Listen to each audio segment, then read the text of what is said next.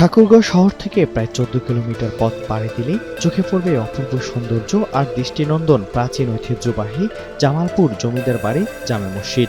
অপরূপ নকশা সম্বলিত মসজিদটি এখনও কালের সাক্ষী হয়ে দাঁড়িয়ে আছে।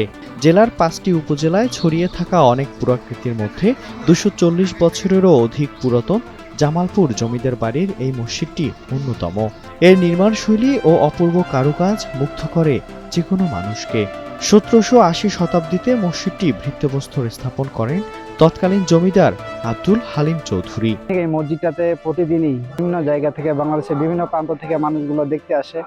এই কারুকাচিত নকশাজনিত যে মসজিদটি যারা এটা নির্মাণ করেছে তাদের প্রতি আমরা কৃতজ্ঞতা প্রকাশ করি। অন্যান্য মসজিদের থেকে একটু ভিন্ন, কেন এখানে নামাজ পড়লে একটা মনটা একটা প্রশান্তি লাভ করে।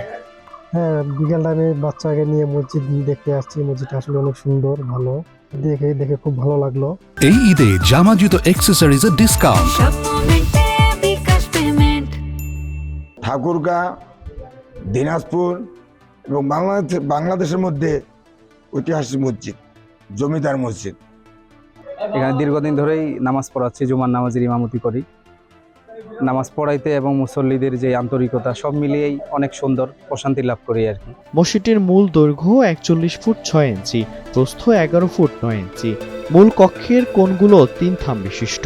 এর জানালা 2টি, দরজা 3টি, কুলুঙ্গি 2টি। মসজিদটির ভিতরে দরজায়, বারান্দা এবং বাইরের দেয়ালগুলোতে প্রচুর লতাপাতা ও ফুলের সদৃশ্য নকশা রয়েছে।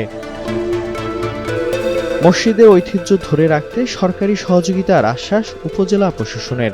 শিবগঞ্জের যে মসজিদটি আমাদের পুরাকৃতির অংশ, এই মসজিদটি আসলে প্রথমত অধিদপ্তরের আন্ডারে হয়।